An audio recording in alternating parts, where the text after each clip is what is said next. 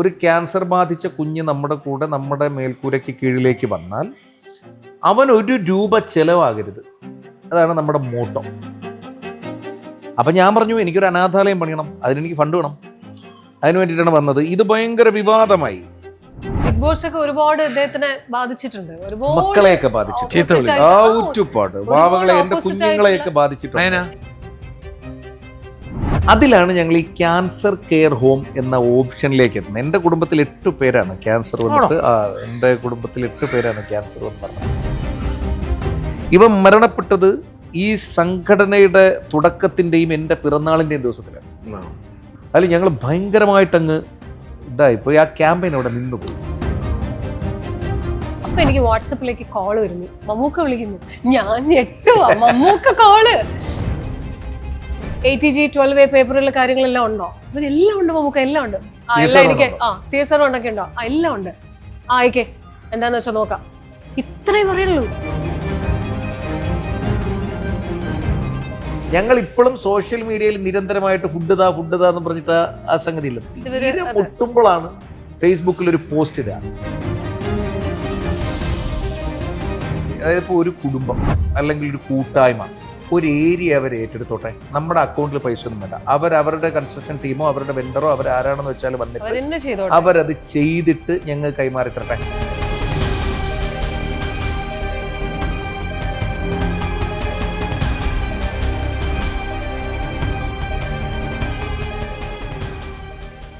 സനാഥാലയത്തിൻ്റെ കാഴ്ചകൾ നമ്മൾ ധാരാളം കണ്ടു. ഒരുപാട് ഓർമ്മകൾ.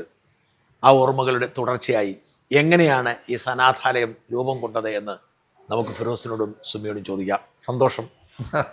എങ്ങനെയാണ് ശരിക്കും പറഞ്ഞാൽ നിങ്ങൾ എവിടെയാണ് വർക്ക് ചെയ്യുന്നു എന്ന് പറഞ്ഞു?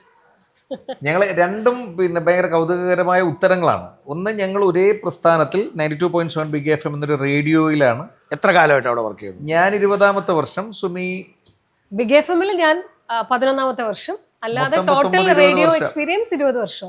രണ്ടുപേരും ഒരേ സമയത്ത് റേഡിയോയിൽ ഇറങ്ങിയതാണ്. ഈ റേഡിയോയില് ജോലി അത് ഞാൻ നമ്മളെ ആരും കാണുന്നില്ലാത്ത ഇതന്നെ. ഞങ്ങൾ ഇപ്പൊ ഇതിനകത്ത് നമുക്ക് ക്യാമറ ഒക്കെ അതെ, മൈക്ക് മാത്രമാണ്. ഇതെന്താണ് ഇത്? ഞങ്ങൾക്കൊരു സ്റ്റുഡിയോ സെറ്റപ്പാണ്. ഇപ്പൊ നമ്മൾ പോഡ്കാസ്റ്റ് പറയില്ലേ ചേട്ടാ, ആ പോഡ്കാസ്റ്റിന്റെ കുറച്ചുകൂടി ഒരു ടെക്നിക്കലി അപ്ഡേറ്റഡ് ആയിട്ടുള്ള കൺസോൾ ഉണ്ടാവും, മൈക്ക് ഉണ്ടാവും, ഒരു സിസ്റ്റം ഉണ്ടാവും, നമ്മൾ അതിൽ എഡിറ്റ് ചെയ്യുന്ന വേർഷൻസ് ഒക്കെ ഉണ്ടാവും, സ്കെഡ്യൂൾ ചെയ്തിട്ടുണ്ടാവും. അതെ, ഞങ്ങൾക്ക് കുറച്ചുകൂടി പറഞ്ഞ പോലെ പോയിന്റ് മൈക്കാണ്. പോഡ്കാസ്റ്റ് മൈക്കിനേക്കാൾ റേഡിയോ മൈക്കാണ്. ഞങ്ങൾക്ക് നോയ്സ് ഫിൽട്ടർ ചെയ്ത് എടുക്കാൻ പറ്റും. നമ്മൾ റേഡിയോ ഫോക്കസ് ചെയ്യുന്ന 1 to 1 ആണ്. ഒരാൾ തൊട്ടടുത്തിരിക്കുന്ന മറ്റൊരാളോട് സംസാരിക്കേണ്ടതും പറയേണ്ടതും എങ്ങനെ, അതാണ് ഞങ്ങൾക്ക് കിട്ടുന്ന ട്രെയിനിങ്ങും ഞങ്ങളുടെ ഒരു അവതരണ രീതി. അതായത് കേൾവിക്കാരനോട് നമ്മൾ നേരിട്ട് സംസാരിക്കും. അതാണ് നമ്മുടെ ബേസ് അജണ്ട. അപ്പം ഈ ഞാൻ ചോദിക്കണത് ഈ സിനിമയും ഇതിനൊരു ഷെഡ്യൂളുണ്ട്. ഇത് എങ്ങനെയായിരിക്കും എന്നുള്ള പദ്ധതിയുണ്ട്. എങ്ങനെ തെരഞ്ഞെടുക്കണം, എങ്ങനെ പോകണം, പ്രോഗ്രാം.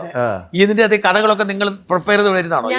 എനിക്കൊന്നും എക്സ്പീരിയൻസ് ആയതുകൊണ്ട് തന്നെ ഇപ്പൊ ഞങ്ങളുടെ പ്രിപ്പറേഷൻ വളരെ കുറവാണ്. പക്ഷെ ഒബ്സർവ് ചെയ്ത് വെക്കും. രാവിലെ മുതലുള്ള യാത്രകൾ. രാവിലെയാണ് ഇക്കയുടെ ഷോ, ബി പോസിറ്റീവ് എന്ന് പറഞ്ഞൊരു ഷോ ആണ് ചെയ്യുന്നത്. 7 മണി മുതൽ 12 മണി വരെ തുടർച്ചയായിട്ട് എല്ലാ ദിവസവും ഇൻ ബിറ്റ്വീൻ പലപ്പോഴും ഉച്ചയ്ക്കൊക്കെ ചേട്ടൻ വിളിയുമ്പോ കിട്ടാതെ ഉച്ചവരെ ഞാൻ ഇല്ല. അല്ല, അത് തുടർച്ചയായിട്ട് പറഞ്ഞുകൊണ്ടിരിക്കണം. പാട്ട് വരും. അല്ല, അതുകൊണ്ട് അതെനിക്കറിയാം. അതല്ല ഇതിന്റെ ഇടയിലുള്ളത്. രാവിലെ 7 മണിക്ക് തുടങ്ങിയ ഉച്ചയ്ക്ക് 12 മണി വരെ. ഇതിനകത്ത് മാനദണ്ഡം നമുക്ക് അതിനെ ഫില്ല് ചെയ്ത് അങ്ങ് പറയാം. അങ്ങനെ നമുക്ക് ഈ പർട്ടിക്കുലർ നിയമമല്ല. നമുക്ക് വാർത്ത പറയാൻ പാടില്ല. ലൈസൻസ് നമുക്ക് റേഡിയോക്ക്.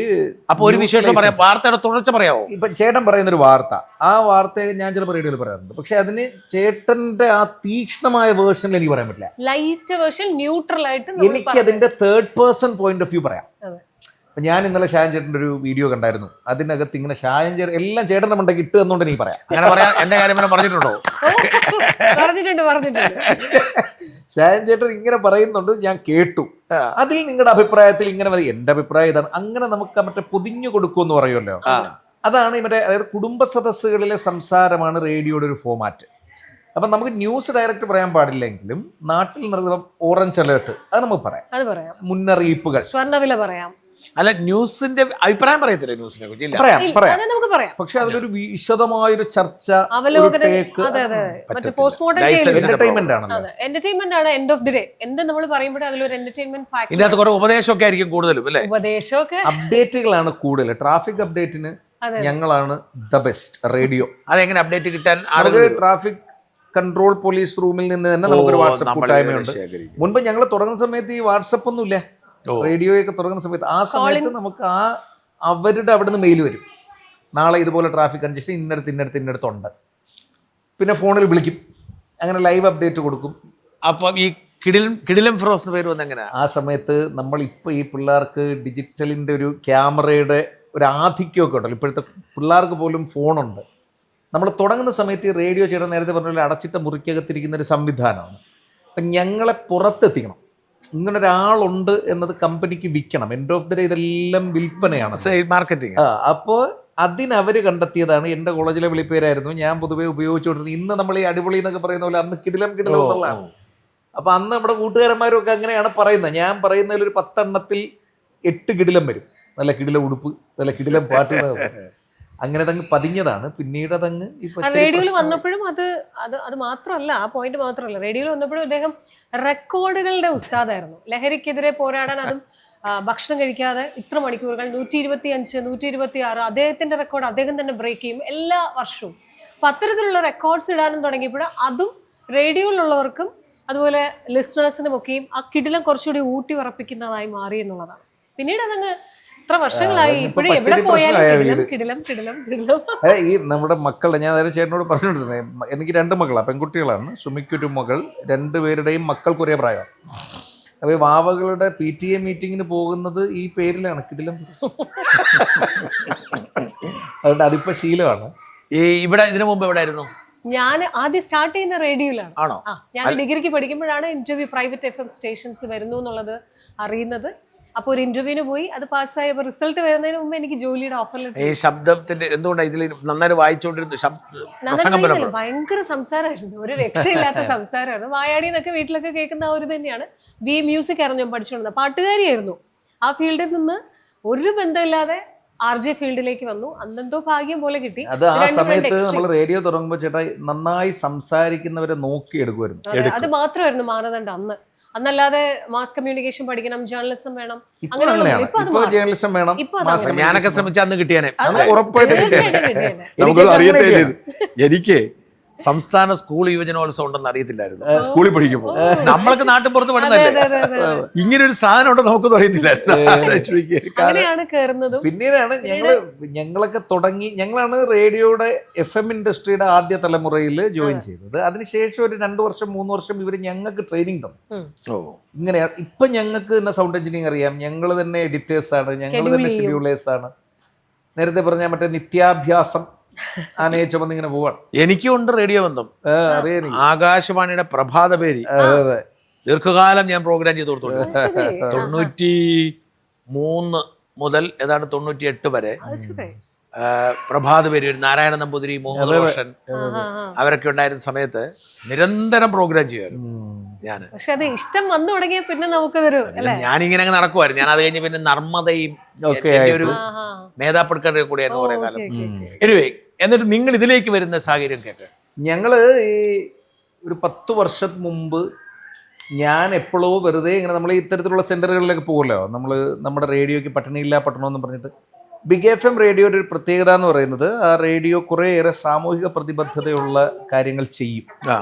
അയ്യപ്പോ കുഴപ്പമില്ല, ഇവിടെ വന്നിരുന്നാലും കുഴപ്പമില്ല, ഇങ്ങ് വരും. ഇല്ല, കൊച്ചിരുന്നോട്ടോ, കുഴപ്പമില്ല.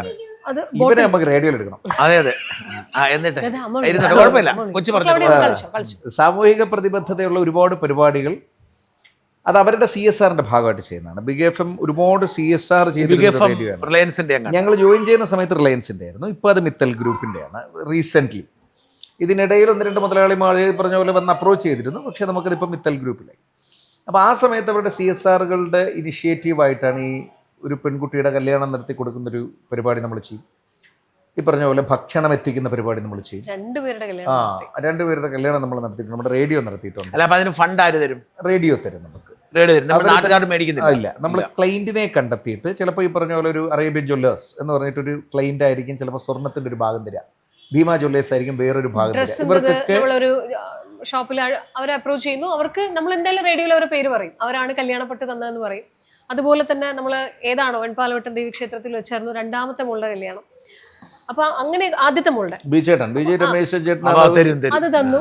അപ്പൊ ഒരു വിളി മതി. അതെ, അവരിത് ആക്സെപ്റ്റ്. അന്ന് നമ്മൾ 1500 പേര് ഒക്കെ വന്ന വലിയ രീതിയിലാണ് ആ കുട്ടിയുടെ കല്യാണം നടത്തിയത്. എന്നിട്ട് അങ്ങനെ നിങ്ങൾ കല്യാണം നടത്തി.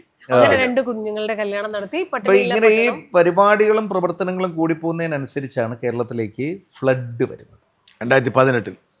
ആ സമയത്ത് ചേട്ടാ ഞങ്ങളുടെ റേഡിയോയാണ് ഏറ്റവും ആദ്യം ഒരു കൺട്രോൾ റൂം പോലെ പാളയം കണിമര മാർക്കറ്റിന്റെ മുമ്പിൽ ഒരു കൊച്ചു ഷെഡിൽ നിന്ന് ഔട്ട്സൈഡ് ബ്രോഡ്കാസ്റ്റിംഗ് ചെയ്തു. ഒരു കൺട്രോൾ റൂം ഞങ്ങൾ തന്നെ തുറന്നു. എന്നിട്ട് ഞങ്ങൾ 24/7 ഇരുന്നിട്ട് കോൾ എടുത്ത് തുടങ്ങി. അതിന് തടസ്സമൊന്നും ഉണ്ടായിരുന്നില്ല, അവർ സമ്മതിച്ചു.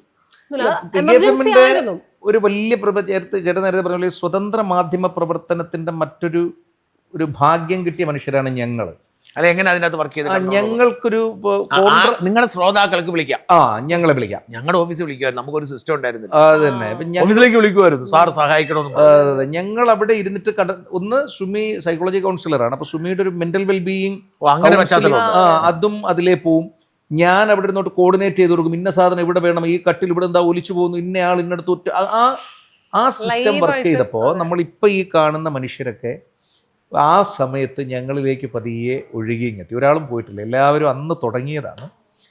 അപ്പോൾ ആൾ കൂടുതലായി തുടങ്ങിയപ്പോൾ ഞങ്ങൾ അതിനെ ഒരു സംഘടനയായിട്ട് രജിസ്റ്റർ ചെയ്തു. ആ സംഘടന സത്യത്തിൽ എൻ്റെ ഒരു പിറന്നാൾ ദിവസം സുമിയുടെ ഇനിഷ്യേറ്റീവിൽ ബാക്കിയുള്ളവരും കളക്ട് ചെയ്തിട്ട് ഇവരൊരു ബോർഡ് മെമ്പേഴ്സിനെയൊക്കെ ഉണ്ടാക്കി ഒരു ചെറിയ രീതിയിൽ രജിസ്റ്റർ ചെയ്തതാണ്. ചിറക് ചാരിറ്റബിൾ സൊസൈറ്റി എന്നാണ് ഞങ്ങൾ പേരിട്ട്. ചിറക് എന്തായിരുന്നു നിങ്ങളുടെ ജോലി? അതാണ് ആഗ്രഹങ്ങൾ ചിറക് വയ്ക്കുക. ചെറിയ ചെറിയ മേക്ക് വിഷ് ആയിരുന്നു ചെറുത്. അത് കാരണം നേരത്തെ പറഞ്ഞതുപോലെ ലാലേട്ടനെ കാണണമെന്ന് പറഞ്ഞ അമ്മ 1.5 പവന്റെ മാല ഇടണമെന്ന് പറഞ്ഞ യേശുമണി, അങ്ങനെ കുറെ ആഗ്രഹങ്ങൾ. പിന്നെ ഇരുന്ന് കഴിക്കാൻ, ഭക്ഷണം കഴിക്കാൻ ടേബിൾ ഇല്ലാത്തവർക്ക് ടേബിൾ, അതൊക്കെ കുഞ്ഞു. ലാലേട്ടനെ കാണുമെന്ന് പറഞ്ഞ് നമ്മള് പേഴ്സണലാ പറഞ്ഞത്, പറഞ്ഞില്ല. അതെങ്ങനെയായിരുന്നു? അതായത് പിന്നെ 2018 സമയത്ത് നമ്മുടെ ഇന്ദിര എന്ന് പറഞ്ഞിട്ടൊരു അമ്മ, കാരുണ്യ ഗൈഡൻസ് സെന്റർ കട്ടേലയിലുള്ള ഒരമ്മയാണ്, പാവമ്മ.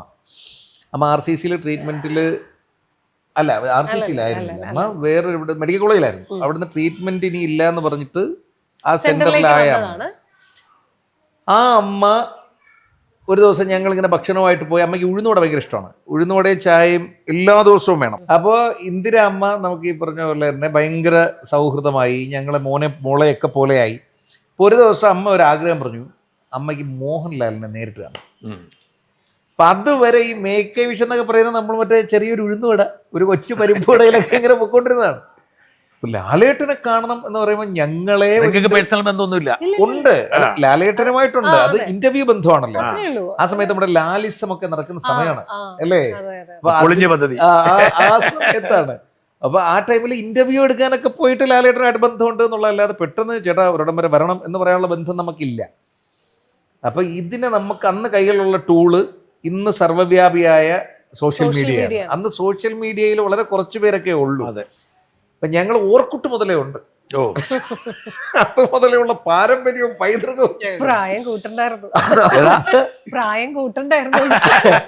അപ്പൊ ഞങ്ങള് പിന്നെ ലാലേട്ടനെ ഈ അമ്മയ്ക്ക് കാണണമെന്നുള്ള വീഡിയോ ഞങ്ങൾ ഷൂട്ട് ചെയ്തിട്ട് ഡിജിറ്റലിൽ പോസ്റ്റ് ചെയ്തു, ഞങ്ങളുടെ തന്നെ പേജുകളിൽ പോസ്റ്റ് ചെയ്തു. ബിഗ് എഫിന്റെ അല്ല, ബിഗ് എഫിന്റെ ഉൾപ്പെടെയുള്ള ഞങ്ങളുടെ പേജ്. അതുണ്ടെങ്കിലും നമ്മള് പേഴ്സണലി ചോദിച്ചതുപോലെ അമ്മയോട് ചോദിക്കുന്നു, എന്ത് വേണമെന്ന് ചോദിക്കുന്നു. അമ്മ ആ വീഡിയോയിൽ പറയണത് എനിക്ക് മോഹൻലാലിനെ കാണണം.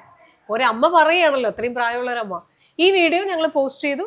അത് അത്യാവശ്യത്തിലേറെ വൈറലാവുകയും ചെയ്തു. അത് ലാലേട്ടൻ്റെ അടുത്തേക്ക് എത്തുകയും ചെയ്തു. ഞങ്ങളോട് പോലും ആക്ച്വലി അത് പറയാതെ ഒരു സുപ്രഭാതത്തിൽ ലാലേട്ടൻ അമ്മയെ കാണാനായിട്ട് ഡയറക്റ്റ് അവിടെ എത്തി. പക്ഷെ അതിലെ കോമഡി എന്താ വെച്ചാല്, ഇന്ദിരാമ പറഞ്ഞു ഇത് മോഹൻലാൽ അല്ല. കാരണം ഇന്ദിരാമ കണ്ടിട്ടുള്ള താളവട്ടത്തിലെ മോഹൻലാലിനെയാണ്. അന്ന് ലാലേട്ടൻ വരുന്ന കംപ്ലീറ്റ് വൈറ്റ് താടി, വൈറ്റ് മീശ എല്ലാം അങ്ങനെയായിരുന്നു. അതിന്റെ ഇടയിലാണ് വരുന്നത്. എന്റെ കൂടെ ഉള്ളവരും അവിടെയുള്ള സിസ്റ്ററും എല്ലാരും കൂടി പറഞ്ഞു, ആണ് ഇത് മോഹൻലാൽ ആണ് എന്ന് പറഞ്ഞ് ബലിപ്പിച്ചിട്ട് ശരി എന്നാ മോഹൻലാൽ സമ്മതിച്ചു കാണത്തില്ല, അമ്മയ്ക്ക് സംഭവിച്ചു. അപ്പൊ അതും അത്യാവശ്യം വീഡിയോ പോസ്റ്റേഴ്സും കാര്യങ്ങളും എല്ലാം എല്ലാരും അറിഞ്ഞു. അന്ന് ഇക്കനെയൊക്കെ ഈ ഒരു ആഗ്രഹം വെളിയിലേക്ക് എത്തിച്ചതിനെ അപ്രീഷിയേറ്റ് ചെയ്ത് പത്രത്തിലൊക്കെ എഴുതിയിട്ടൊക്കെ അതെ. അന്ന് ഈ ചെറിയ പോസിറ്റീവ് വാർത്തകളും വലുതായിട്ട് ആഘോഷിക്കപ്പെടുന്ന കാലമാണല്ലോ. അല്ല, പോസിറ്റീവ് വാർത്ത ഇന്നും അധികം ഇല്ലല്ലോ. അതാണ്, അധികം പോസിറ്റീവ് വാർത്ത ഇല്ലല്ലോ. ഇല്ല. എന്നിട്ട് ഇതിൽ നിന്ന് ഇതെങ്ങനെയാ നിങ്ങളുടെ? അങ്ങനെയാണ്. അങ്ങനെ സുമി തൊട്ടടുത്ത ദിവസം തന്നെ സുമി അത് മനസ്സിലിട്ടെന്ന് തോന്നുന്നു. എൻ്റെ തൊട്ടടുത്ത മാസങ്ങളിൽ എൻ്റെ ബർത്ത്ഡേ വന്നപ്പോൾ ഈ ചിറകെന്ന പേരൊക്കെ നമ്മൾ അതിനു മുമ്പ് പലവട്ടം നമ്മുടെ സംസാരങ്ങളിലൊക്കെ ഇങ്ങനെ പറഞ്ഞിട്ടുണ്ട്.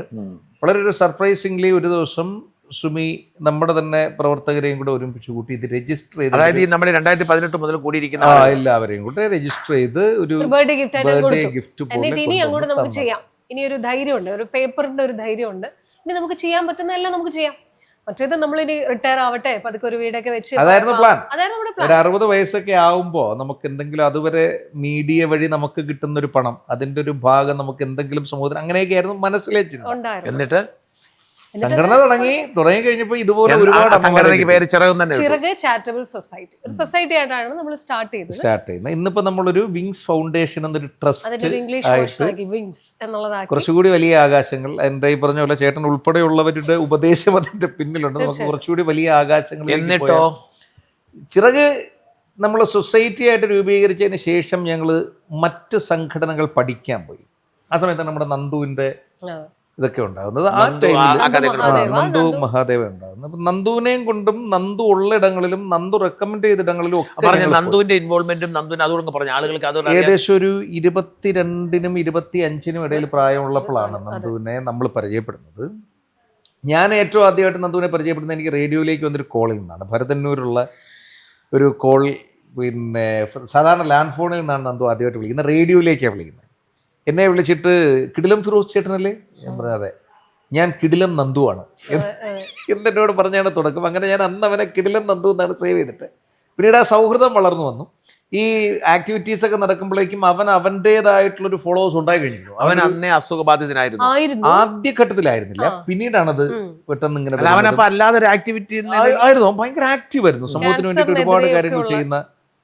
പിന്നെയാണ് ഇവൻ അസുഖം വരുന്നതും. അപ്പോഴും ഇവൻ തളർന്നില്ല. അതിജീവനത്തിന്റെ രാജകുമാരൻ എന്ന ടൈറ്റിൽ അതിന്റെ ഏറ്റവും അർത്ഥവത്തായ രീതിയിൽ ജീവിച്ചു തീർത്ത ക്യാൻസറിനെ പ്രണയിനിയായിട്ടാണ് അവൻ ഉപയോഗിച്ചത്. അതായത് പ്രണയിനി എന്റെ ദേഹത്തേക്ക് വന്നെന്നും അല്ലെങ്കിൽ അതെന്റെതാ ഇപ്പൊ ഇന്ന് വരിഞ്ഞു മുറുകുന്നു പോലുള്ള ആ രീതിയിലാണ് അവന്റെ എഴുത്തുകൾ ഉണ്ടായിരുന്നത്. അപ്പൊ ബാക്കിയുള്ള ക്യാൻസർ പോരാളികൾക്ക് അതൊരു മോട്ടിവേഷൻ ആയിരുന്നു അവൻ നൽകിക്കൊണ്ടിരുന്നത്. ചെറിയ മോനാണ്. എന്നിട്ട് നന്ദു നമ്മളോട് അന്ന് ആവശ്യപ്പെട്ടതാണ്, സത്യം പറഞ്ഞാൽ നമുക്ക് സ്വന്തം സെന്റർ വേണം, അങ്ങനെയൊന്നും ചിന്തയോ അങ്ങനെയൊന്നും ഉണ്ടായിരുന്നില്ല. നമുക്ക് എല്ലാ സെന്ററുകളിലും നമ്മൾ എത്തണം എന്നതായിരുന്നു ചിന്ത. നന്ദുവിനെ പോലെയുള്ള കുറേ പേരുമൊക്കെയാണ് ഞങ്ങളോട് ഈ പറയുന്നത്. അവർക്ക് എല്ലാവർക്കും പല സംഘടനകളുണ്ട്, പക്ഷെ സ്വന്തമായിട്ടൊരു കെട്ടിടം കെട്ടാനുള്ളൊരു അവസ്ഥ ആ സമയത്തില്ല. നന്ദു ഏറ്റവും ഒടുവിൽ പിന്നെ ആശുപത്രിയിൽ കിടക്കുമ്പോൾ ഞങ്ങളോട് ആവശ്യപ്പെട്ടതാണ്, അവന് അതിജീവനം ക്യാൻസർ ഫൈറ്റേഴ്സ് എന്ന് പറഞ്ഞിട്ടൊരു സംഘടനയുണ്ട്. അപ്പോൾ എന്നെങ്കിലും ഇക്കാക്കും ചേച്ചിക്കും ഒരു സംഘടന സ്വന്തമായിട്ട് ഓഫീസ് കെട്ടിടം കെട്ടിയാൽ ഏതെങ്കിലും ഒരു മൂല ഞങ്ങളുടെ അതിജീവനം ക്യാൻസർ ഫൈറ്റേഴ്സിന് വേണ്ടിയിട്ട് വെച്ചേക്കണം എന്ന് പറഞ്ഞു. ആ സമയത്ത് എനിക്കൊരു TV ഷോ വരുന്നു, ബിഗ് ബോസ് റിയാലിറ്റി ഷോ. അപ്പം ഞാൻ അതിലേക്ക് പോകുന്നു. ആ സമയത്തും നന്ദു ആശുപത്രിയിൽ. ഏത് വർഷമായിരുന്നു ബിഗ് ബോസ്? സീസൺ 3. 3 മാസം. അല്ല, ഈ സമയത്ത് ഇപ്പൊ ജോലി അവധി തന്നോ? ഞാൻ അവധി കൊടുത്തു. അതെ, ഗുളിക കൊടുത്തു. ഞാൻ അവരുടെ മാനസപുത്രനാണ്. ബ്രാൻഡ് നെയിം എന്ന് പറയുന്നത് ഇക്കയുടെയാണ്. അപ്പൊ അതുകൊണ്ട് തന്നെ അദ്ദേഹത്തിന്റെ ഒരു ഫെമിലാരിറ്റി, അത്രയും 96 ദിവസം ആണോ? ആ സമയത്ത് കോവിഡ് കൂടെ വന്നു. അങ്ങനെ 105 ദിവസം അപ്പൊ എത്ര ഫൈനൽ വരെത്തി? ഫൈനൽ 5 ആയിരുന്നു ലക്ഷ്യം, പക്ഷെ ഫൈനൽ 6 വന്ന് പുറത്തായി പോയി. എന്നിട്ടോ ഫൈനൽ സ്റ്റേജിലാണ് പോയത്. ഏറ്റവും ഫൈനൽ വെന്യൂ വരെ ഉണ്ടായിരുന്നു. അപ്പൊ അതിനകത്തും ഇക്കയുടെ മാസമായിട്ട് ഇന്നും ഓടിക്കൊണ്ടിരിക്കുന്ന ഒരു ഡയലോഗ്, ഒരു റീല് കാര്യം എന്ന് പറയുന്നത്, ഒരു കോർട്ട് പോലെ അതിനകത്ത് ലാലേട്ടൻ നിന്ന് ക്വസ്റ്റ്യൻ ചെയ്യുന്ന, അതുപോലെ അതിനകത്തെ കണ്ടസ്റ്റൻസ് ക്വസ്റ്റ്യൻ ചെയ്യുന്നൊരിതുണ്ട്. ഞാൻ എന്താണോ പറഞ്ഞത് പുറത്തു നിന്ന് ഇതിനകത്തേക്ക് വരുമ്പോൾ അത് ഞാൻ തുടങ്ങും. അതൊരു അനാഥാലയം എന്നാണ് അന്ന് പറയുന്നത്. അന്ന് നമ്മൾ സനാഥാലയം എന്ന് പേരിട്ടിട്ടില്ല. അത് തുടങ്ങാനാണ് ഞാൻ ഇതിനകത്ത് വന്നതെങ്കിൽ ഞാൻ അത് തുടങ്ങിയിരിക്കുന്നത്. അന്നത് കേൾക്കുമ്പോൾ ആരും വിശ്വസിക്കില്ലല്ലോ. നമ്മൾ വോട്ടിന് വേണ്ടിയിട്ട് പറയുന്നത് 5 കൊല്ലം മുമ്പത്തെ കഥയാണിത്. 2021. അത് ഞാൻ പോകുമ്പോൾ പിന്നെ നമ്മൾ മറ്റേ വിചാരണ ഉണ്ടല്ലോ, കോടതി പോലെയുള്ള ടാസ്കുകളൊക്കെ ഉണ്ട്. അപ്പോൾ ആ ടാസ്കിനകത്ത് ഒരിക്കലും ഒരു ചോദ്യം ചോദിച്ചു, നിങ്ങൾ എന്തിനിവിടെ വന്നു? അപ്പം ഞാൻ പറഞ്ഞു, എനിക്കൊരു അനാഥാലയം പണിയണം, അതിനെനിക്ക് ഫണ്ട് വേണം, അതിന് വേണ്ടിയിട്ടാണ് വന്നത്. ഇത് ഭയങ്കര വിവാദമായി. സ്വാഭാവികമായിട്ടും ബിഗ് ബോസ് എന്ന് പറയുന്ന 20 കണ്ടസ്റ്റൻസ്, 20 മെൻറ്റാലിറ്റി ഉള്ള മനുഷ്യർ, അങ്ങോട്ടടി ഇങ്ങോട്ടടി. നമ്മൾ അതിൽ തന്നെ നിന്നു. അവിടെ നിന്ന് ഇറങ്ങിക്കഴിഞ്ഞപ്പോൾ സമചിന്താഗതിക്കാരായിട്ടുള്ള കുറേ മനുഷ്യർ നമ്മുടെ കൂടെ വീണ്ടും കൂടി. അവർ കൂടി നിന്ന് പണിഞ്ഞാണ് ഞങ്ങളൊരു വാടക വീട്ടിൽ ഈ സംഘടന ഏറ്റവും ആദ്യം ആരംഭിക്കുന്നത്. അന്ന് തുടങ്ങുമ്പോൾ ഇങ്ങനൊരു ഉദ്ദേശം ഉണ്ടായിരുന്നോ, ഈ ക്യാൻസർ പേഷ്യൻസിന്റെ? അതെ, അന്ന് നമുക്ക് സനാഥാലയം എന്നത് ഒരുപാട് പേർക്ക് ഷെൽട്ടർ ആകുന്ന ഒരു ഇടം എന്നതേ ഉണ്ടായിരുന്നു. നമുക്ക് നിയമവശങ്ങൾ അറിയില്ല. പിന്നീടാണ് ഞങ്ങൾക്ക് മനസ്സിലായത് പാലിയേറ്റീവ് ഹോം കെയർ ലൈസൻസ് ഒന്നാണ്, വൃദ്ധസദനത്തിൻ്റെ മറ്റൊന്ന്, ഞങ്ങൾക്ക് അന്ന് മറ്റേ സോർട്ടഡ് ആയിരുന്നില്ല, എല്ലാവരെയും നോക്കണം. അതിലാണ് ഞങ്ങൾ ഈ ക്യാൻസർ കെയർ ഹോം എന്ന ഓപ്ഷനിലേക്ക് എത്തുന്നത്. എൻ്റെ കുടുംബത്തിൽ 8 പേരാണ് ക്യാൻസർ വന്നിട്ട്, എൻ്റെ കുടുംബത്തിൽ 8 പേരാണ് ക്യാൻസർ വന്ന് പറഞ്ഞത്. അപ്പം നമ്മുടെ ഈ വോളണ്ടിയേഴ്സിൻ്റെ കൂട്ടത്തിൽ ഒരുപാട് പേർക്ക് സമാനമായിട്ടുള്ള അവസ്ഥയുണ്ട്. അങ്ങനെയാണ് അങ്ങനത്തെ പ്രത്യേക ആഗ്രഹങ്ങൾ ആവശ്യങ്ങൾ എന്തോ ആവാം. അമ്മമാരെ നോക്കുന്ന ഒരു സെന്റർ എന്നുള്ളതായിരുന്നു എന്റെ. സുമിക്ക് ഭയങ്കര ആഗ്രഹമായിരുന്നു അമ്മമാരെ നോക്കണമെന്ന്. ഇപ്പൊ ദൈവാനുഗ്രഹത്തിൽ നമുക്ക് 2 ആയി. അതെ. എന്നിട്ട് അപ്പൊ അവിടെ നിന്ന് നമ്മളിതിങ്ങനെ ഷെൽട്ടർ ഹോം ലൈസൻസ് എടുക്കുന്നു. എന്നിട്ട് നമ്മൾ പാലിയേറ്റീവിൻ്റെത് കുഞ്ഞുങ്ങളിലേക്ക് തിരിയുന്നു. അന്ന് നമ്മൾ കുഞ്ഞുങ്ങളെ മാത്രമല്ല മുതിർന്നവരെയും നോക്കും. ഗൗരീശ പട്ടത്തിൽ കൊച്ചു വാടക വീട്ടിൽ നമ്മൾ ആരംഭിക്കുന്നു. ജോസഫ് എന്ന പേരുള്ള ഏറ്റവും ആദ്യത്തെ നമ്മുടെ ഇൻമേറ്റ് വരുന്നു. ഞങ്ങളുടെ ലൈഫിൽ കണ്ണും മുമ്പിൽ കീമോതെറാപ്പി കഴിഞ്ഞൊരു മനുഷ്യൻ്റെ വേദനയും അവസ്ഥയും സങ്കടവും അവൻ്റെ വെപ്രാളവും ഒക്കെ ഞങ്ങൾ ആദ്യമായിട്ട് നേരിട്ട് കാണുന്ന. അപ്പൊ എടുക്കുമ്പോഴേ എന്താ ഉദ്ദേശിച്ചിരുന്നത്? ഇങ്ങനെയുള്ളവർക്ക് ഇവിടെ സ്ഥലം ഒരുക്കി കൊടുക്കാം, സ്ഥലം ഒരുക്കി കൊടുക്കാം, അവരൊന്ന് താമസിക്കട്ടെ, അവരുടെ ജീവിതം നോക്കട്ടെ, അവർ തിരിച്ച് ജീവിതത്തിലേക്ക് മടങ്ങി വരട്ടെ എന്നുള്ളതായിരുന്നു.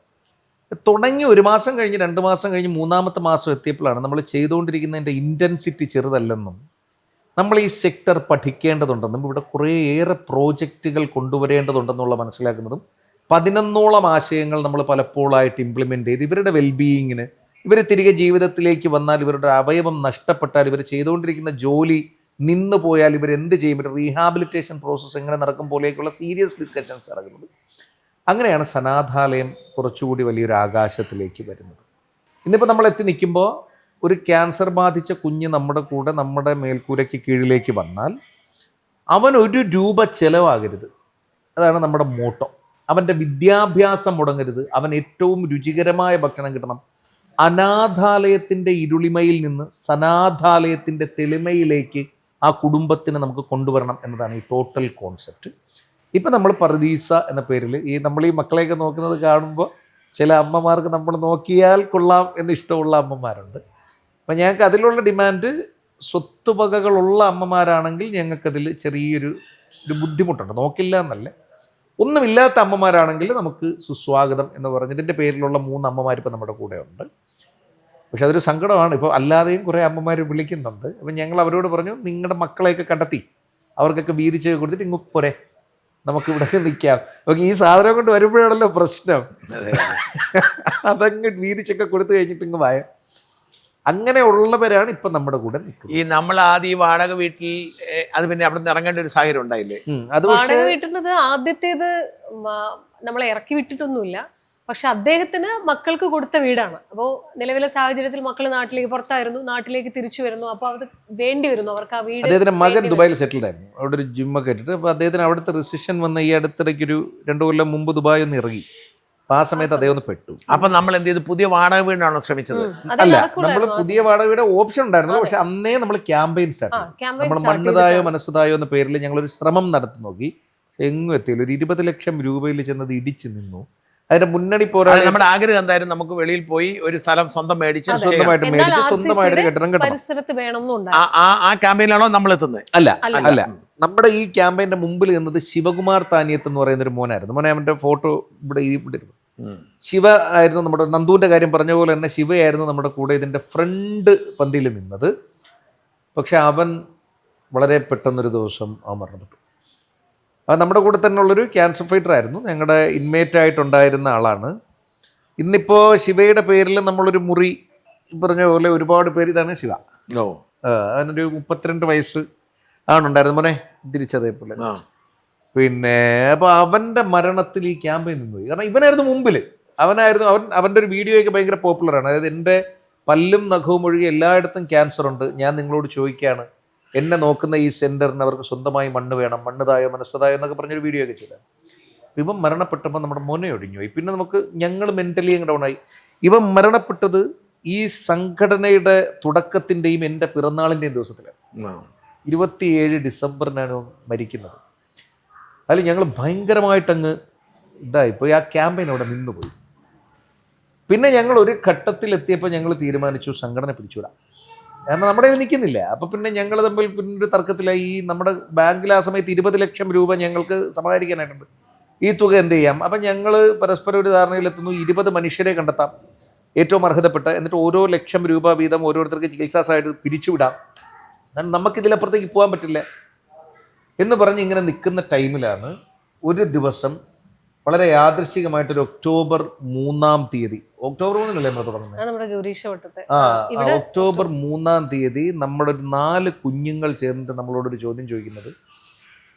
പിന്നെ ആ സമയത്താണ് വാടക വീട്ടിൽ നിന്ന് ഇങ്ങനെ ഒഴിയാനായിട്ട് നിൽക്കുന്നത്. ഞങ്ങൾക്ക് നമ്മുടെ വാടക വീട്ടിനകത്ത് മുറികളില്ലായിരുന്നു, ഒറ്റ കോമൺ സ്പേസിനകത്താണ് നമ്മൾ താമസിച്ചുകൊണ്ടിരുന്നത്. നമുക്ക് സ്വന്തമായിട്ട് ഇപ്പം നിങ്ങൾ നിർത്തുകയാണെങ്കിൽ നമുക്ക് സ്വന്തമായിട്ടൊരു സ്പേസ് ഇല്ലാതെ വരുമോ എന്നൊരു ചോദ്യം ചോദിച്ചു. ബിജുവിൻ്റെ മോനാണ് ചോദിക്കുന്നത്. ആ ചോദ്യത്തിൽ നിന്നാണ് പിറ്റേന്ന് വീണ്ടും നമ്മൾ സജീവമാകുന്നു, നമ്മുടെ കൂട്ടായ്മകളെല്ലാം വരുന്നു. രണ്ടും കൽപ്പിച്ച് ഈ ഏറ്റവും കൂടുതൽ സോഷ്യൽ മീഡിയ ക്യാമ്പയിനെ പേടിച്ചിരുന്ന ഒരാളാണ് ഞാനായിരുന്നു ഇതിന്റെ പ്രശ്നം. അതായത് എനിക്കായിരുന്നു നമ്മുടെ ഇമേജ് ബയോ എന്നൊക്കെ പറയുന്നൊരു പ്രശ്നം ഉണ്ടല്ലോ. ബിഗ് ബോസ് ഒക്കെ ഒരുപാട് ഇദ്ദേഹത്തിനെ ബാധിച്ചിട്ടുണ്ട്, മക്കളെയൊക്കെ ബാധിച്ചിട്ടുണ്ട്, ആ ഊറ്റുപാട് വാവകളെ എന്റെ കുഞ്ഞുങ്ങളെയൊക്കെ ബാധിച്ചിട്ടുണ്ട്. നെഗറ്റീവ് ട്രോൾ ആയിരുന്നു ഏറ്റവും കൂടുതൽ. നമ്മൾ മറ്റേ ഒരു പാമ്പറിങ് മീഡിയ സ്വാതന്ത്ര്യത്തിൽ വളർന്നു വന്നിട്ട് ചേട്ടന്റെ ഒരു രീതിയിലേ അല്ലായിരുന്നല്ലോ. ചേട്ടൻ തുടക്കത്തിലേ ചേട്ടൻ ആ പറഞ്ഞ നെഗറ്റീവ് എങ്ങനെ നേരിടണം എന്നതിന്റെ ആർജവം ഉണ്ടായിരുന്നു. ഞങ്ങളെ സംബന്ധിച്ച് അങ്ങനെ അല്ലല്ലോ. ഞാൻ അതൊക്കെ ഭാഷയ്ക്ക് പ്രശ്നം പറഞ്ഞു. അതായത് ഒരു വെഞ്ഞാറമൂടുകാരൻ ഇത്ര അച്ചടി ഭാഷ വെറുതെയാണ്, അതൊന്നും ഉണ്ടായിരുന്നു. അതിൽ പണി ചെയ്യുന്നത് കാണിക്കത്തില്ല, ഇവര് വന്ന് കിടന്ന് സംസാരിക്കുന്ന മാത്രം കാണിക്കും. കൂട്ടുകാരനും നോബിച്ചേട്ടനും അപ്പൊ അതിന് കട്ടിൽ ഫിറോസും മക്കളെ വേദനിപ്പിച്ച സത്യത്തിൽ ഇതൊന്നുമല്ല. മക്കളെ വേദനിപ്പിച്ചത് നമ്മൾ ഈ ഷോയ്ക്കകത്ത് ഫാൻ ബേസ് തിരിഞ്ഞിങ്ങനെ ഫൈറ്റ് ചെയ്യുമ്പോൾ ഇത് കുടുംബത്തിലോട്ട് പോകും. നമ്മളവിടെ ഇല്ലല്ലോ, നമ്മൾ അകത്തല്ലേ, നമ്മള് മറ്റേ ജയിലിൽ കിടക്കുന്ന. പറഞ്ഞിട്ടും പോയി ഓവറായിട്ട് ഒന്നിലും ഇടപെടരുത്. അപ്പൊ ഞങ്ങൾ ആരും ഇടപെട്ടില്ല. പിന്നെ ആരൊക്കെ എന്തൊക്കെയോ പറഞ്ഞു വരുത്തി, വീട്ടുകാർക്ക് സങ്കടമായി, വാവകൾക്ക് സങ്കടമായി, അങ്ങനെ മൊത്തത്തില്. അപ്പൊ അതുകൊണ്ട് തന്നെ ഒരു സോഷ്യൽ മീഡിയ ക്യാമ്പയിൻ ഞങ്ങൾ ഭയങ്കരമായിട്ട് ഭയന്നിരുന്നു. അപ്പം നമ്മൾ സോഷ്യൽ മീഡിയയിൽ ഇറങ്ങി എന്നിട്ട് പൈസ തരുമെന്ന് പറയുമ്പോൾ അതുവരെ പറഞ്ഞിട്ടില്ല, എല്ലാം മെറ്റീരിയലാണ്. ഞങ്ങൾ ഈ ഇരിക്കുന്നത് ഒരാളുടെ ഡൊണേഷനാണ്, ഇതൊരാളുടെ ഡൊണേഷനാണ്. അങ്ങനെ നിന്നിട്ട് നമ്മൾ പെട്ടെന്ന് പൈസ ചോദിക്കുമ്പോൾ അപ്പം ഞങ്ങളൊരു തീരുമാനം എടുത്തു. രണ്ടും കൽപ്പിച്ച് ആദ്യം നമ്മൾ കമ്പനി ഇൻഫോം ചെയ്തു, ഞങ്ങളുടെ റേഡിയോ ഇൻഫോം ചെയ്തു, കുറച്ച് ദിവസത്തേക്കും കൂടെ ലീവ് തരണം, ഞങ്ങൾ ഇങ്ങനെ ഒരു ഇനീഷ്യേറ്റീവ് എടുക്കാൻ. അപ്പോൾ അവർ ഷോ മുടങ്ങരുത് എന്ന് മാത്രം തിരിച്ചു പറഞ്ഞു. ഷോ മുടങ്ങാതെ ഞങ്ങൾ നോക്കിക്കോളാമെന്ന് പറഞ്ഞു. എല്ലാ ദിവസവും ഉച്ചയ്ക്ക് ശേഷം ഞങ്ങൾ ഈ പറഞ്ഞ പോലെ ക്യാമ്പയിൻ സ്റ്റാർട്ട് ചെയ്തു.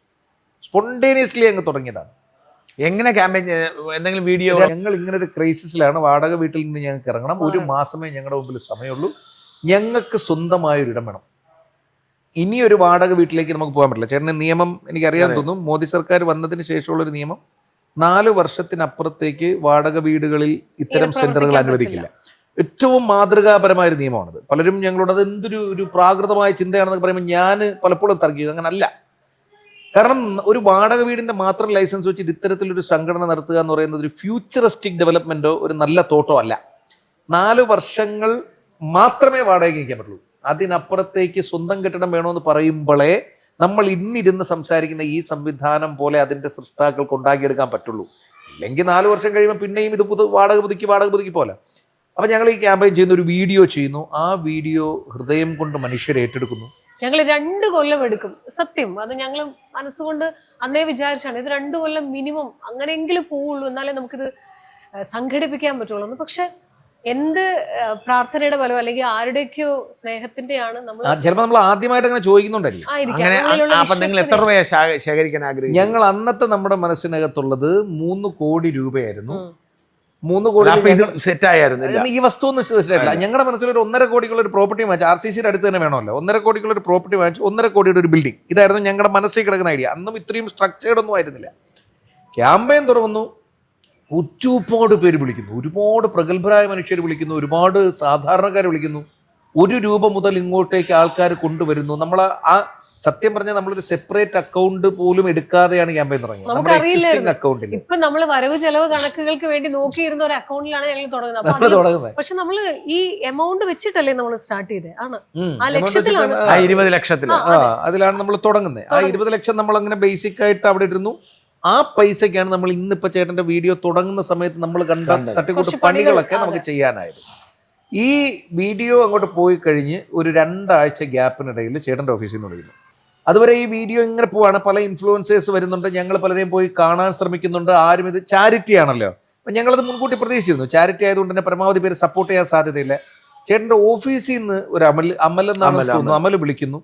എൻ്റെ ഫിറോസ്ക്ക ഇങ്ങനെ ഞങ്ങൾക്കൊരു അത് ചെയ്യണം. അപ്പം ഞങ്ങൾ ഞെട്ടുന്നു, ചേട്ടൻ എങ്ങനെ നമുക്കൊരു വീഡിയോ ചെയ്യോ എന്ന് ചിന്തിക്കുന്നു. അപ്പോൾ ഒരു ദിവസം ആദ്യം ഞങ്ങൾക്കൊന്ന് വരണം, കാണണമെന്ന് പറയുന്നു. അവർ വരുന്നു, കാണുന്നു. അപ്പം ഞാൻ ഇവരോടൊക്കെ പറയുന്നു അവരിത് പഠിച്ചിട്ടേ ചെയ്യുള്ളൂ. പിന്നെ അവർ ചോദിച്ചാൽ നമ്മുടെ ഇതുവരെയുള്ള കണക്കുൾപ്പെടെയുള്ളതെടുത്ത് കൊടുക്കാനുള്ള ആർജവം ഉണ്ടെങ്കിലേ ഇത് കയറി ഏക്കാവുള്ളൂ എന്ന് പറയുന്നു. പിള്ളേരെല്ലാവരും കൂടി ഇരുന്ന് കൃത്യമായിട്ട് നമ്മുടെ ചാർട്ടേഡ് അക്കൗണ്ടന്റിനെയൊക്കെ വിളിച്ച് എല്ലാം ഒന്നുകൂടി പരിശോധിക്കുന്നു, എല്ലാം ഓക്കെ ആണോ നോക്കുന്നു. ചേട്ടൻ്റെ ടീം വരുന്നു, അവർ ആ വീഡിയോ, അപ്പം ഞങ്ങൾ വിചാരിക്കുന്നത് പഠിക്കാൻ വരുന്നതാണല്ലോ, ഇവർ വീഡിയോ അങ്ങ് ചെയ്യുന്നു. ഇവർ വരുന്നു, 1-2 ചോദ്യങ്ങളിൽ തന്നെ അവർക്ക് അതിൻ്റെ ഒരു ധാരണ പിടിയിട്ടുന്നു, ഇവർ ആ വീഡിയോ അങ്ങ് ചെയ്യുന്നു.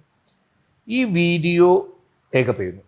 ഇത് പോകുന്നിടം മുതൽ അതുവരെ നമ്മൾ അത് ഞാൻ എടുത്ത് വീണ്ടും ചെയ്തു അല്ലേ? ചേട്ടൻ അത് വീണ്ടും അവര് ചെയ്തതിന് ശേഷം ഞാനൊരു വീഡിയോ എടുത്തു.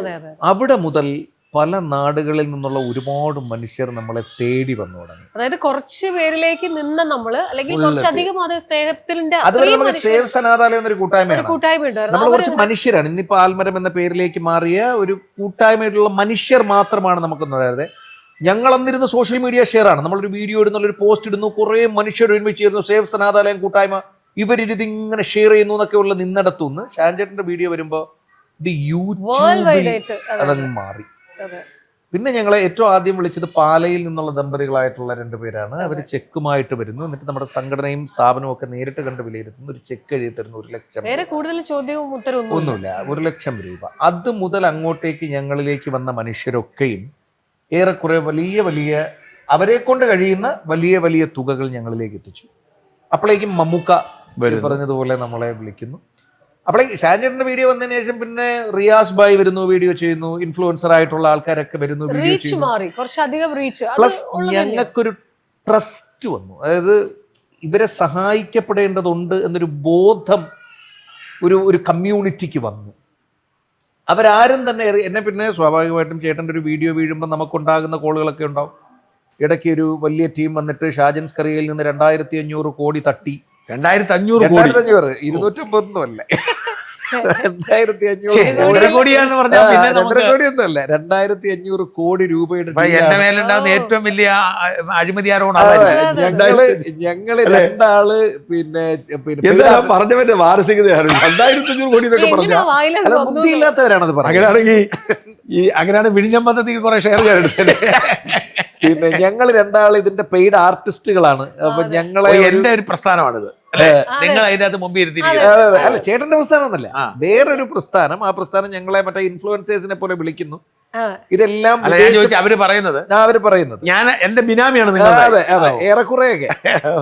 അപ്പൊ ഞങ്ങൾ ഇതിനെ സത്യത്തില് ഞാൻ ആദ്യം ഇവിടെ വരുന്നത് നമ്മൾ തമ്മിൽ ആദ്യം കാണും. ഫിറോസിനെ കാണുന്ന ആ നേഴ്സിംഗ് പ്രോഗ്രാമിൽ ഞാൻ ചർച്ചയ്ക്ക് മാനവീയ. അപ്പൊ ഇതുണ്ടാകുന്നു.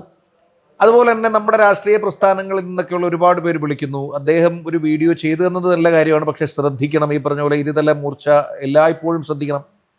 ഞാൻ പറഞ്ഞത് അതിപ്പോൾ ഷാജൻ സ്കറിയയോ മറുനാടൻ മലയാളിയോ എന്നുള്ളത് മാത്രമല്ല, ഏതിലും നമ്മൾ ശ്രദ്ധിക്കണം. കാരണം നമ്മൾ കൈകാര്യം ചെയ്യുന്നത് ഈ ഒരു മേഖലയാണ്. തീർച്ചയായിട്ടും 1 രൂപ നമുക്ക് അങ്ങോട്ടോ ഇങ്ങോട്ടോ ഓഡിറ്റിൽ മാറിയാൽ നമ്മൾ അതുവരെ ചെയ്തതെല്ലാം ഒറ്റയടി നശിച്ചു പോകുന്ന ഒരു ഏരിയയിലാണ് നമ്മളുള്ളതെന്ന് പറയുന്നു. പക്ഷെ അവരെല്ലാം നമ്മളെ നിശബ്ദമായി സപ്പോർട്ട് ചെയ്യുന്നു. CP സാലി സാർ വിളിക്കുന്നു. CP സാലി സാർ നമ്മളെ പെട്ടെന്ന് സഹായിക്കാൻ തയ്യാറാകുന്നു. പിന്നെ നമ്മൾ റൗണ്ട് ഓഫുകൾ ചെയ്യുന്നു അല്ലേ? ആൽമരത്തിലെ കൂട്ടായ്മ സേവ് സനാഥാലയം. അതെ, നമ്മളിലേക്ക് എത്തിച്ചേർന്ന മനുഷ്യരെ പറഞ്ഞല്ലോ, ആൽമരം എന്നുള്ള ഒരു ഗ്രൂപ്പിലേക്ക് വരുന്നു. അപ്പോൾ ഓരോ ദിവസവും ലൈവ് അപ്ഡേറ്റുകൾ നമ്മൾ കൊടുക്കുകയാണ്. ഇന്ന് വൈകുന്നേരം ആകുമ്പോൾ നമ്മുടെ കയ്യിൽ ഇത്ര വന്നു. അപ്പൊ അതിൽ എന്തെങ്കിലും ഒരു റൗണ്ട് ഓഫിന് കുറവുണ്ടെങ്കിൽ അവരവിടെ അതിനകത്ത് കിടന്നിട്ട് അവിടെ വാട്സപ്പ് കൂട്ടായ്മ അവിടെ ഗംഭീരമാവുന്നു. അബുദാബി കേന്ദ്രീകരിച്ചിട്ടൊക്കെ ഉള്ള കുറെ കൂട്ടായ്മകൾ ഉണ്ടാകുന്നു. പിന്നെ പ്രവാസികൾ എല്ലാവരും നമുക്ക് കൂടെ നിൽക്കും. മോഹൻ റോയി ആണ് എന്നെ, റോയ് ചേട്ടനാണ് ഈ സംഘടനയിൽ. ഷാജൻ നമ്മൾ ആരെയൊക്കെ വിളിക്കണം ഈ ക്യാമ്പയിന് എന്നുള്ള ഒരു ഗൈഡൻസ് ഞങ്ങൾക്ക് റോയ് ചേട്ടനാണ്. ഇന്നയാളെ വിളിക്കണേ വിളിച്ചോ. അതെ, ശ്രീലത ചേച്ചിയെ വിളിച്ചോ, ഇന്ന സംഘടനയെ വിളിച്ചോ. ഞാൻ ഷാജൻ ചേട്ടനെ ആദ്യം ഇങ്ങോട്ട് വിളിച്ചല്ലോ. അപ്പൊ റോയ് ചേട്ടനോട് ഞാൻ പറഞ്ഞില്ല, കാരണം പിന്നെ പുള്ളി നമ്മളോട് നേരത്തെ പറഞ്ഞു വെച്ചേക്കാണ്.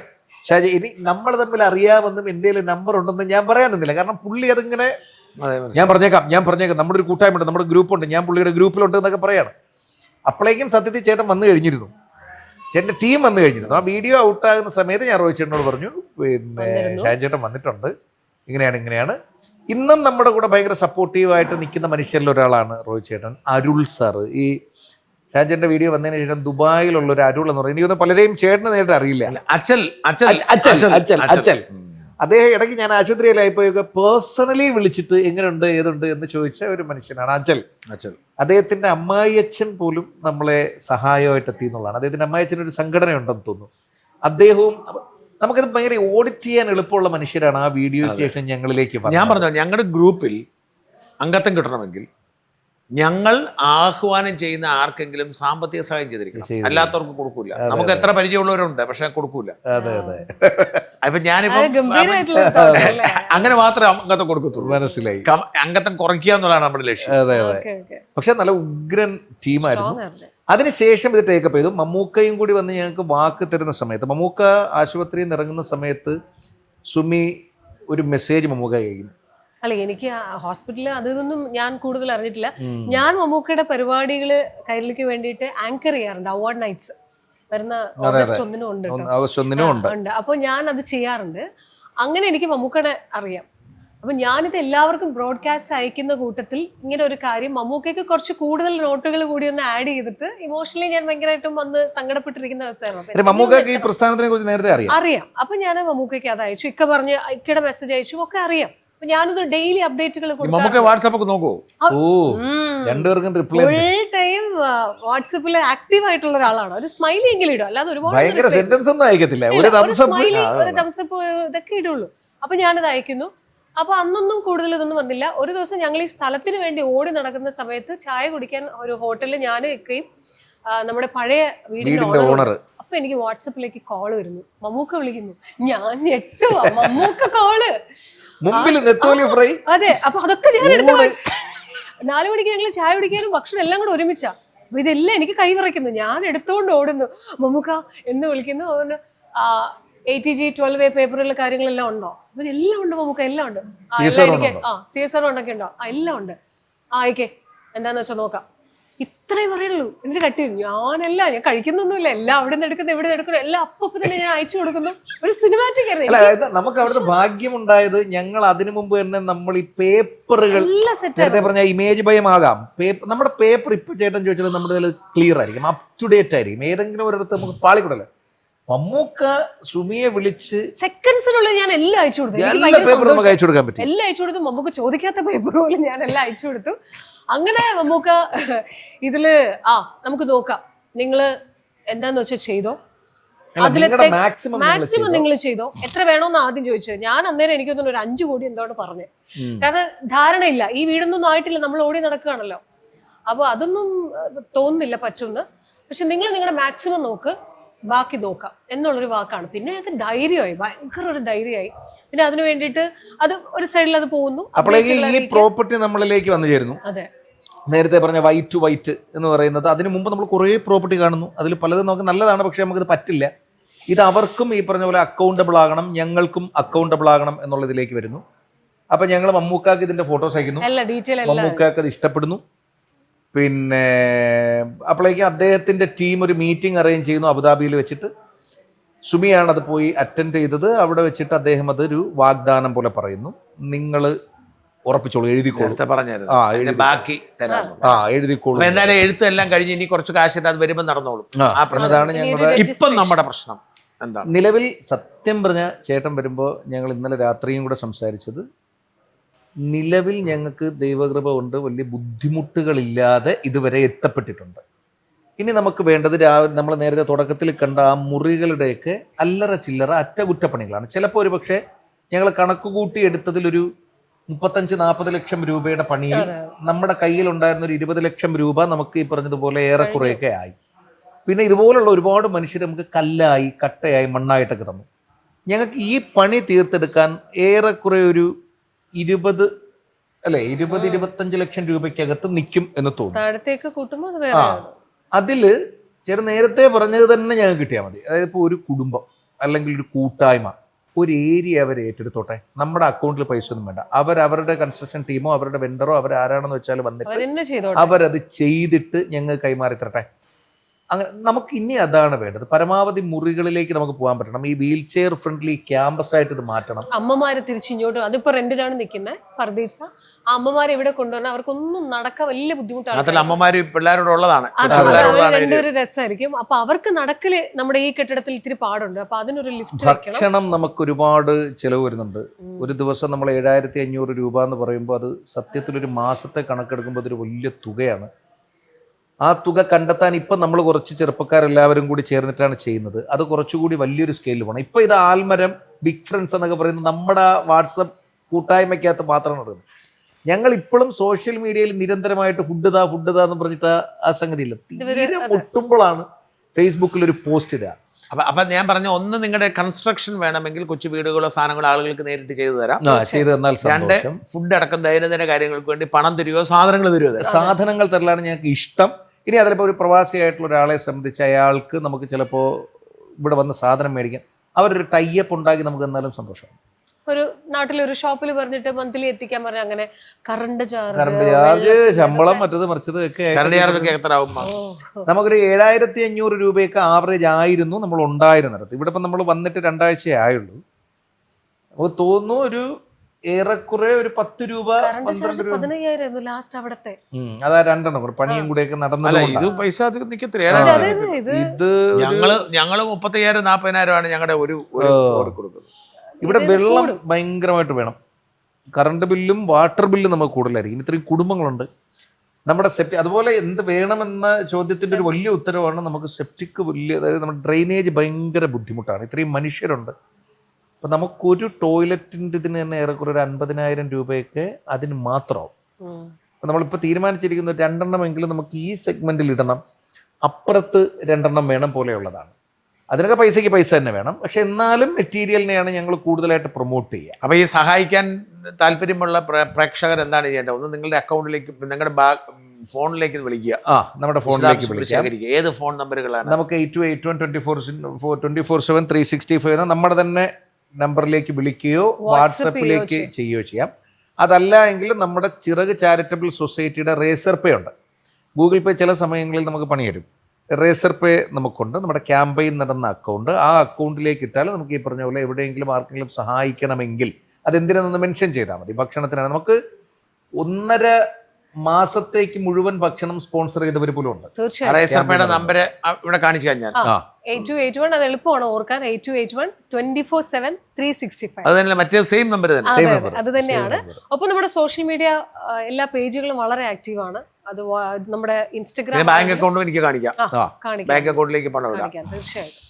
പിന്നെ വോളണ്ടിയേഴ്സ് ആയിട്ട് വരാനുള്ള സ്കോപ്പ്. ഒരുപാട് സന്തോഷം. എത്ര വോളണ്ടിയേഴ്സ് നമുക്ക് വന്നാലും ഇതിൽ 2 ബുദ്ധിമുട്ടുകളാണല്ലോ. ഒന്ന്, നമുക്ക് ഈ കുഞ്ഞുങ്ങളുടെ ഒരു പേഴ്സണൽ സ്പേസ് നമുക്ക് വോളണ്ടിയർ ഫ്രണ്ട്ലി അല്ലല്ലോ. അവരുടെ ഒരു സ്പേസാണ് നമ്മൾ കൊടുക്കുന്നത്. പക്ഷേ ഈ പറമ്പ് അല്ലെങ്കിൽ ഈ സ്പേസിന് പുറത്തുള്ള ഏരിയയിൽ നമുക്ക് വോളണ്ടിയേഴ്സിൻ്റെ ആവശ്യമുണ്ട്. ഞങ്ങളെല്ലായ്പ്പോഴും പുറത്താണുള്ളത്. ഒന്നുകിൽ ഗാർഡൻ, അല്ലെങ്കിൽ ലാൻഡ്സ്കേപ്പിംഗ്, അല്ലെങ്കിൽ ഈ പറഞ്ഞ പോലെ കിളി, പുഴ, മറ്റത് മറിച്ചെന്നൊക്കെ പറഞ്ഞിട്ട്. അപ്പോൾ വോളണ്ടിയേഴ്സ് വന്നാലും നമുക്ക് ഈ പ്രോപ്പർട്ടിയിൽ കൃത്യമായിട്ട് ആളെ ആവശ്യമുണ്ട്. പലരും ചോദിക്കാറുണ്ട്, വരാനാകുമോ, കുഞ്ഞുങ്ങളോടൊപ്പം സ്പെൻഡ് ചെയ്യാൻ പറ്റുമോ, കേക്ക് കട്ടിങ്ങും മറ്റു കാര്യങ്ങളൊക്കെ. ഞങ്ങൾ കേക്ക് കട്ടിങ്, ഒരു സങ്കടത്തോടെ പറയട്ടെ, കുഞ്ഞുങ്ങൾക്ക് എല്ലാ ദിവസവും സ്പെഷ്യലായിട്ട് കേക്ക് കട്ടിങ്ങും കാര്യങ്ങളും, അത് ഹോം മെയ്ഡ് ആയിരുന്നു. പക്ഷെ അത് ഞങ്ങൾ താൽക്കാലികമായിട്ട് കേക്ക് എന്നുള്ളത് മാറ്റിയിട്ട് ഹോംലി ആയിട്ട് കിണ്ണത്തപ്പം കട്ടിയ, കേസരി കട്ടിയ. കാരണം ബർത്ത്ഡേ സെലിബ്രേറ്റ് ചെയ്യാൻ വരാൻ ആഗ്രഹമുള്ളവരുണ്ടാവും. അല്ലാതെ വഴക്ക് കിട്ടിയിട്ടുണ്ടല്ലോ. വഴക്ക് കിട്ടി കാരണം കേക്ക് അല്ല. അപ്പൊ ഞാൻ എന്റെ പിള്ളേരുടെ ആരുടെയെങ്കിലും ബർത്ത്ഡേ ആഘോഷിക്കാൻ ഞാൻ എന്ത് ചെയ്യണം? ചേട്ടൻ വിളിച്ചാൽ മതി. അല്ലല്ല, ഞാൻ പറഞ്ഞ അങ്ങനെ ആരുടെ, എന്താ അതിന്റെ വഴി എന്താണ്? നമ്മുടെ 828124/365 എന്ന് പറയുന്ന അതിന്റെ വാട്സപ്പിലേക്ക് ഒരു മെസ്സേജ്, എന്നിട്ട് ഈ പിള്ളേർക്കുള്ള അന്നത്തെ മെനു നമ്മൾ നേരത്തെ അറിയിച്ച അതിനുള്ള സാധനങ്ങൾ എത്തിക്കുക. ഞങ്ങളത് വെച്ചു കൊടുക്കും. ഈ പിള്ളേരുടെ ഒരു പ്രശ്നം ഇവർക്ക് എന്താണ് നാളെ, ഇപ്പൊ നമുക്കൊരു മെനു ഒക്കെ ഉണ്ടെങ്കിൽ. അല്ല, അങ്ങനെ ഞാൻ പറഞ്ഞ എന്റെ മകളുടെ ബർത്ത്ഡേ ആണെന്ന് കരുതുക. അപ്പൊ ഞാൻ നിങ്ങൾ 2 ദിവസം മുമ്പ് വിളിക്കുക, ഇന്ന ദിവസം വേണമെന്ന് പറയാം. അപ്പൊ എനിക്ക് അന്നത്തെ മെനു തരും. അതിനുള്ള പണമോ അല്ലെങ്കിൽ സാധനമോ എത്തിക്കുക. അത് കഴിഞ്ഞ് അന്ന് ഞാൻ വരിക, പിള്ളേരുടെ കൂടെ എനിക്ക് ഭക്ഷണം കഴിക്കാം. അന്ന് കിണ്ണത്തപ്പം ഉണ്ടാക്കി ഓർഡർ ചെയ്യും, അത് ഒരുമിച്ച് കട്ട് ചെയ്യുന്നു, ഹാപ്പി ബർത്ത്ഡേ പാടുന്നു. പിന്നെ ഇതിൽ മറ്റൊന്നും കൂടി ആഡ് ചെയ്യട്ടെ, ചില മനുഷ്യർ, ഞാൻ എന്റെ പ്രിയപ്പെട്ട സുഹൃത്തുക്കളോട് പറയാനുള്ളത്, നമുക്ക് ചെയ്യാൻ പറ്റുന്ന ഒരു കാര്യമാണ്. ഞാനിവിടെ വളരെ വികാരഭരിതനായിട്ടാണ് പറയുന്നത്. അതായത് നമ്മുടെ മക്കളുടെ ബർത്ത്ഡേ ശരിക്കും ആഘോഷിച്ചാൽ, ഇവരോടൊപ്പം ജീവിതം ഇങ്ങനെയാണ് എന്ന് കാണിച്ചു കൊടുത്ത് ആഘോഷിച്ചാൽ അത് മനോഹരമായിരിക്കും. ഇത് എല്ലാവരും ചെയ്താൽ തന്നെ എല്ലാ ദിവസവും ഇവിടുത്തെ ഭക്ഷണം അങ്ങ് കഴിഞ്ഞു പോകും. നമുക്ക് ഓരോരുത്തർ കഴിക്കുകയും ചെയ്യാം, ആഘോഷിക്കും. ഇതൊരു വലിയൊരു മോട്ടോ ആയിട്ട് എടുക്കണമെന്നാണ് എൻ്റെ ഒരു അഭ്യർത്ഥന. പറയും. ഞാൻ പറയായിരുന്നു, ഇപ്പോൾ ചേട്ടനെ പോലെ തന്നെ ഉള്ള ആൾക്കാർ നമ്മളെ വിളിച്ചിട്ട് ഇപ്പം മക്കളുടെ ബർത്ത്ഡേ, ഇപ്പോൾ ഈ ജൂൺ 18 നമ്മുടെ ഒരു HR ഹെഡിൻ്റെ മകളുടെ 18ാമത് പിറന്നാളാണ്. അപ്പോൾ അവരെന്ത് ചെയ്യണം, ഞങ്ങളുടെ കയ്യിൽ 18,000 രൂപയുണ്ട്, ഈ 18,000 രൂപയ്ക്ക് ഞങ്ങൾ എന്ത് ചെയ്യണം എന്ന ചോദ്യമാണ് ചോദിച്ചത്. അതിന് നമ്മുടെ ഷായലത്തത്തെ കൊടുത്ത മറുപടി, നമുക്ക് ഇവിടുത്തെ കർട്ടനും നമ്മുടെ സെക്രട്ടറി ഷായലത്തത്തെയാണ്, ഈ കെട്ടിടത്തിന് ആവശ്യമായിട്ടുള്ള കാര്യങ്ങളിൽ ഒരു ഭാഗം അവർ കൊണ്ടുവച്ചു. ഒരു സോഫയുടെ പൈസയാവാം അത്, അല്ലെങ്കിൽ ഒരു മൊസ്കിറ്റോ നെറ്റിന്റെ പൈസയാവാം, അല്ലെങ്കിൽ ആ മാസത്തെ കറണ്ട് ബില്ലാവാം. അത് ഡയറക്റ്റ് അവർക്ക് തന്നെ ചെയ്യാം. ഇനി അതല്ല അവർക്ക് ചെയ്യാൻ പറ്റാത്ത സാഹചര്യമാണെങ്കിൽ നമ്മുടെ ടീം ചെയ്യും. എന്താണെങ്കിലും നമുക്ക് ഈ പറഞ്ഞ പോലെ ഇപ്പോഴത്തെ ഘട്ടത്തിൽ ആവശ്യമുണ്ട്. അത് ഒരു കൺസ്ട്രക്ഷൻ മെറ്റീരിയൽ ആണെങ്കിൽ അതാണ് ഏറ്റവും കൂടുതൽ നമുക്ക് നിലവിലെ അവസ്ഥയിൽ. ഒരു പക്ഷേ ഈ വീഡിയോ കുറെ കാലങ്ങൾക്ക് ശേഷം കാണുന്നവരാണെങ്കിൽ നിങ്ങൾക്ക് വരാം. നിങ്ങളുടെ മക്കളോടൊപ്പം ആണെങ്കിലും അമ്മമാരോടൊപ്പം ആണെങ്കിലും സമയം സ്പെൻഡ് ചെയ്യാം. അവർക്ക് ഏറ്റവും ആവശ്യം എന്ന് പറയുന്നത് സ്കൂളിൽ പോകാൻ പറ്റാത്ത മക്കളാണ്. അതുപോലെ അവരുടെ ഫാമിലീസ് ആണെങ്കിലും ഒരിടത്തും പോകാൻ പറ്റുന്നില്ല, അവരങ്ങനെ പെട്ട് നിൽക്കുകയാണ്. അപ്പം ആരെങ്കിലുമൊക്കെ കൂടെ വന്ന് കുറച്ച് സമയമൊക്കെ സ്പെൻഡ് ചെയ്യുമ്പോൾ അവർ വലിയ സന്തോഷമാണ്.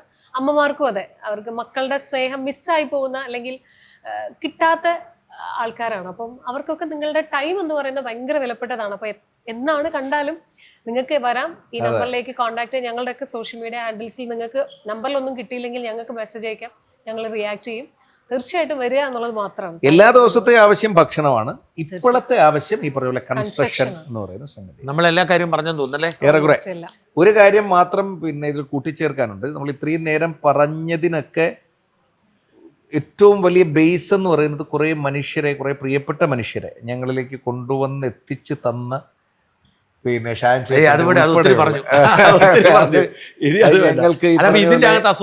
വാട്സാപ്പ് ഗ്രൂപ്പ് ഉണ്ടോ? ഉണ്ട്. ഞങ്ങൾക്ക് 2 ഗ്രൂപ്പുകളാണ് ഉള്ളത്. ഒന്ന് ആൽമരം എന്നാണ് അതിന്റെ പേര്, സേവ് സനാഥാലയം കൂട്ടായ്മയുടെ. 2 ബിഗ് ഫ്രണ്ട്സ്, അന്ന് ആ ഫ്ലഡിന്റെ ആ ടൈം മുതലേ നമ്മുടെ കൂടെയുള്ള ഒരു കൂട്ടായ്മ. ഈ 2 ടീമാണ് നമ്മുടെ എഞ്ചിൻ. ഇതിൽ ബിഗ് ഫ്രണ്ട്സ് എന്ന് പറയുന്നത് വർഷങ്ങളായിട്ട് നമ്മുടെ എഞ്ചിനാണ്. ആൽമരം എന്ന് പറയുന്നത് നമ്മുടെ സനാഥാലയം. ഇനി ആ പേര് മാറ്റാമല്ലോ, ആൽമരത്തിലേക്ക് വന്നത് ഇനി സനാഥാലയക്ക്. ഈ ആൽമരവും ഇപ്പോൾ ഒരു രജിസ്റ്റേർഡ് സംഘടനയായിട്ട് മാറാനുള്ള തയ്യാറെടുപ്പുകളിലാണ്. അവർ നിരന്തരമായിട്ട് ബ്ലഡ് ഡൊണേഷൻ പോലെ അവർ നിരന്തരമായിട്ട് സാമൂഹിക ഇടപെടലുകളൊക്കെ ചെയ്തുകൊണ്ടിരിക്കുന്നു. സെറ്റിൽമെന്റ് കോളനിയിലൊക്കെ നമ്മള് എല്ലാ മാസവും പറ്റുന്നത് പോലെ കുഞ്ഞുങ്ങൾക്ക് ബാഗ് കൊടുക്കുക, കിറ്റ് നമ്മൾ കൊടുക്കും, ചെയ്യുന്നുണ്ട്. എല്ലാം നമ്മൾ ചെയ്യുന്നുണ്ട്. ഇവര് തന്നെയാണ് നമ്മുടെ ഈ കൂട്ടായ്മ എല്ലാ മാസവും ആക്റ്റീവ് ആകാനായിട്ട് ഒരുപാട് പ്രവർത്തനങ്ങൾ, ബ്ലഡ് ഡൊണേഷൻ ഉണ്ട്. അപ്പം പ്രിയപ്പെട്ട പ്രേക്ഷകരെ, നമ്മൾ 2 എപ്പിസോഡായിട്ടാണ് ഈ വിഷയം അവതരിപ്പിച്ചത്. ആദ്യത്തെ എപ്പിസോഡിൽ നമ്മൾ സനാഥാലയത്തിലെ സന്തോഷകരമായ കാഴ്ചകൾ, നമ്മുടെ ജീവിതത്തിൻ്റെ മാറ്റിമറിക്കുന്ന കാഴ്ചകൾ കാണിച്ചു. 2ാമത്തെ എപ്പിസോഡിൽ ഫിറോസും സുമയും എങ്ങനെയാണ് ഇത് നടത്തുന്നത് എന്ന് വിശദമായി അവതരിപ്പിച്ചു. നമുക്കും ഈ കൂട്ടായ്മയുടെ ഭാഗമാവും. എന്നെ കേൾക്കുന്ന, എന്നെ സ്നേഹിക്കുന്ന, എന്നെ വിശ്വസിക്കുന്ന പ്രിയപ്പെട്ട പ്രേക്ഷകരോട് ഞാൻ പറയുന്നു, ഈ കൂട്ടായ്മയുടെ ഭാഗമാണ് ഇന്നു മുതൽ. ഞാൻ നേരത്തെ മുതൽ അറിഞ്ഞോ അറിയാതെയോ ഭാഗവത, പക്ഷെ കൂടുതൽ ശക്തമായതിനൊപ്പമാണ്. നമുക്കിവർക്ക് ഒരുപാട് സപ്പോർട്ട് ചെയ്യാൻ പറ്റും. ഏറ്റവും പ്രധാനപ്പെട്ടത് വോളണ്ടിയേഴ്സായി വരിക, അല്ലെങ്കിൽ നമ്മുടെ കുട്ടികളുടെ ആഘോഷങ്ങൾ ഇവിടെ ആക്കുക, അല്ലെങ്കിൽ സാമ്പത്തികമായി സഹായിക്കുക. അങ്ങനെ ഒത്തിരി കാര്യങ്ങളുണ്ട്. നമുക്ക് ഈ കൂട്ടായ്മ നമ്മുടെ ഒരു കുടുംബമായി, ഇത് സനാഥാലയമാണ്, അനാഥാലയമല്ല, നമ്മുടെ ഒരു കുടുംബമായി ഇത് മുമ്പോട്ട് കൊണ്ടുപോകാം. ഇതിൻ്റെ പുണ്യം നമുക്ക് ദൈവം നൽകാതിരിക്കില്ല. നമുക്ക് ലഭിച്ച പലതും, ലഭിക്കാതെ പോയ നമ്മുടെ കുരുന്നുകൾ, അവരോടൊപ്പം നമുക്ക് ലഭിച്ച അസാധാരണമായ ഭാഗ്യങ്ങളെ ദൈവത്തിന് മുമ്പിൽ നന്ദി പറയാനുള്ള അവസരമായി ഉപയോഗിക്കാം. നമുക്ക് ഒരുമിച്ച് സനാഥാലയത്തിനോടൊപ്പം ഈ കുടുംബത്തിനൊപ്പം മുമ്പോട്ട് പോകാം. നന്ദി.